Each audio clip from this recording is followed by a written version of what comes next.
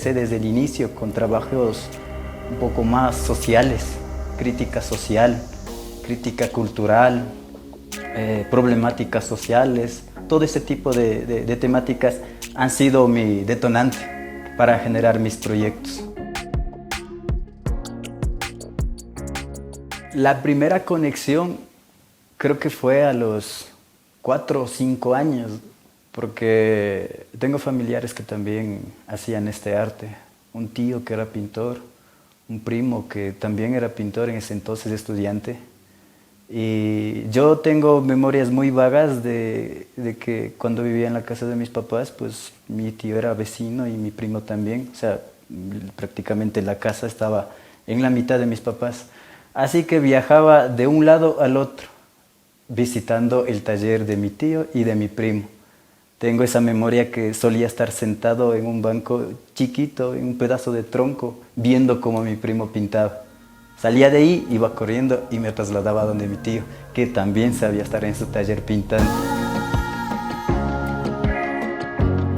Cuando yo estaba en el colegio, pues los docentes no creo que tenían esa sensibilidad de cómo tratar a los estudiantes, no solo como estudiantes, sino como personas también, como jóvenes, como amigos más que todo.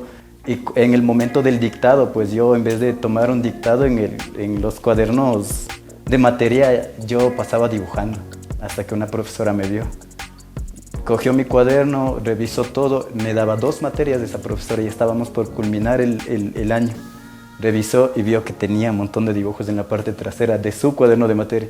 Me regañó, rompió todo el cuaderno, los 2 cuadernos que tenía y me mandó a igualar al final del año, 2 cuadernos. Eso fue lo que me hizo enfurecer. Dije, ahí queda, ya no dibujé. Y pasó como 10 años. Empecé nuevamente con el dibujo, seguía haciendo mis retratos, practicando naturaleza, hasta que tuve una persona que me ayudó. Me dijo, ¿por qué no te dedicas a esto? Me hizo un poquito conocer más acerca del mundo del arte. Encontré en el arte ese camino para comunicar lo que está alrededor y lo que está adentro de mí mismo. Y a los aproximadamente 25, 26 años ingresé a la universidad a estudiar artes plásticas, donde conocí las pinturas, las diferentes técnicas. Y ahí salió mi primera pintura. Mi primera pintura que hice en toda mi vida. Y eso me lo compraron mis tíos. Ajá. Y de ahí en adelante ya le cogí el gusto, empecé a practicar más, empecé a experimentar más, relieves, pero todo ha sido con acrílicos. No me gustó mucho el óleo, porque más me gusta la rapidez de la pintura. Así que ese ha sido el proceso de la pintura para mí. Con este amigo, que en ese entonces fue el presidente del Paucaraimi, Juan Carlos Lima, pues desarrollamos un proyecto que se llamaba Agua Grunacuna, Tejedores de Sueños, donde reunía varios taitas que todavía tienen ese trabajo, que aún mantienen ese legado artesanal, artístico en ellos. Varias marcas, varios taitas que están aquí, entrevisté, trabajé con ellos, platiqué y fui generando ese proyecto en memoria para estos señores mamas que todavía están en ese proceso. De ahí sale la idea, de ahí se generó. Presenté la primera exposición en el 2018 en la Plaza de Peguche. Luego nace el proyecto que creo que para mí es el más grande por el momento, que se denomina Kishpi Warmikuna, Yo no soy María, que es mostrar a la mujer en diferentes espacios laborales, culturales y sociales. Un trabajo que me tomó como casi 2 años en desarrollarlo. Lo culminé, formó parte de mi proyecto de tesis de la universidad. Lo presenté por primera vez en la Plaza de los Ponchos, creo que fue en el 2019. Cuando uno presenta una exposición en las galerías, solo van personas que saben del tema, familiares y amigos nada más. Por esa cuestión yo siempre he optado por presentar en la Plaza de los Ponchos, punto estratégico, como un punto de reunión sobre todo para los otavaleños. Así que se acercaron a la exposición taitas mamas, jóvenes, estudiantes, Y me acuerdo perfectamente cuando un taita me dijo, hermoso, dice, genial. Al ver la pintura, la silografía de la chica que está arriba, la chica que está con un cigarrillo en la boca, me dice, ¿por qué pintas esto? Supongo que esperaba un trabajo un poco más folclórico, ¿no? Algo más, claro, más típico. Por el hecho de ser una, no quiere decir de que no tengamos derecho a tener nuestra identidad individual propia. Así que el taita me dice, no, ¿por qué muestras de esa manera? ¿Por qué la pintas así? Nosotros los runas no somos así. Y, o sea, me dio un poco de coraje, risa, eran sentimientos distintos, pero solo dije, muchas gracias. Para mí es muy importante esa perspectiva, ¿no?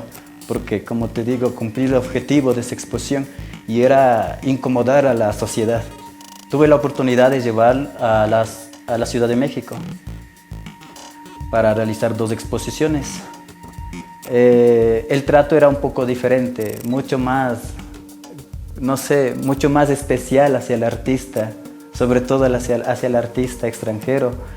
Ver cómo te trataban, pues te da a conocer de que sí, o sea, el valor cultural, artístico es más grande allá, es más avanzado, es algo que acá todavía estamos en proceso.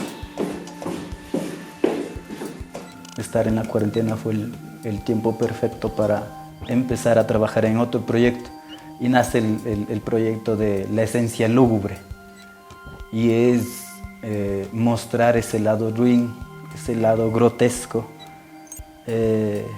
como digo, oscuro que nosotros tenemos como individuos. Símbolos más contemporáneos como la religión, la política, aspectos culturales que sí se prestan muchas veces para actos un poco más ruines, ¿no? Y lo terminé en todo el tiempo de la cuarentena, creo que 1 año y un poco más, ese proyecto. Para mí pues fue bastante estresante trabajar en eso. Creo que la carga energética en ese proyecto era muy pesada. Tenía que terminar o el proyecto iba a terminar conmigo, porque ya sentía que estaba por explotar. Entrar al taller mientras tenía aquí todo el proyecto, todas las obras, pues entrar al taller era muy pesado porque sentías la cromática oscura y rojiza, como si se tratara de una escena del infierno, como de las pinturas, las iglesias católicas. Fue un trabajo post-apocalíptico.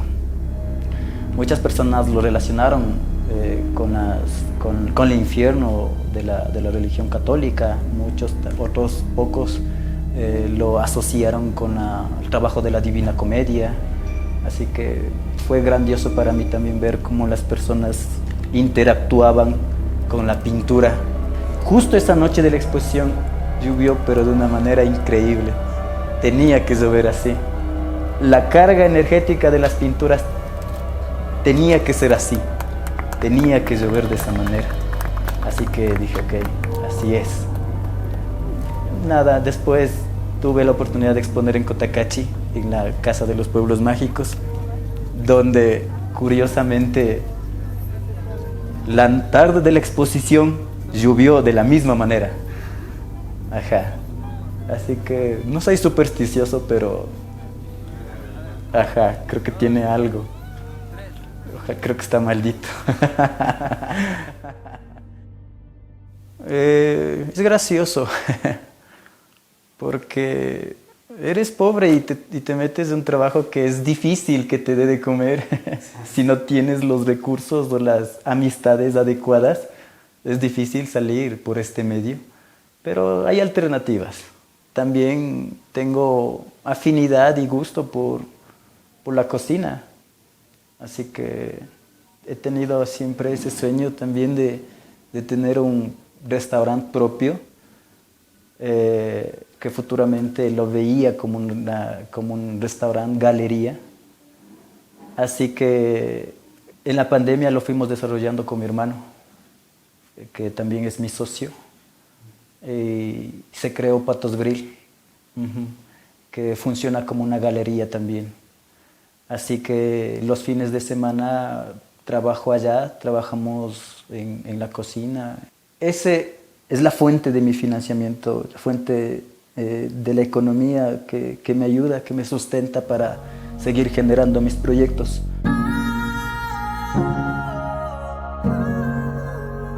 Los Kishpi runakunas tienen que visibilizarse. Una sociedad, una cultura un poco más real. Como te digo, dejar de un lado el folclorismo y mostrar la cara a nosotros como seres humanos más universales, como siempre hemos sido universales, desde los Mindalaes. Está poco decir de que nosotros los runas tenemos que encasillarnos o decir de que nosotros no somos así o la vestimenta no está correcta. Sí, hemos sido globalizados desde mucho más antes de la conquista española. De eso se trata también el individuo. Tiene que aprender un poco más, vamos aprendiendo mutuamente y vamos avanzando. Con eso no quiero decir de que hay que olvidar las raíces, más bien hay que aprovechar para dar saltos diferentes, buscar nuevos rumbos. El runa busca su propio rumbo. Yo lo que intento con esta propuesta es contar a la cultura, mostrar a la cultura otavalleña, contar que el runa es mucho más que un tejedor, es mucho más que un campesino.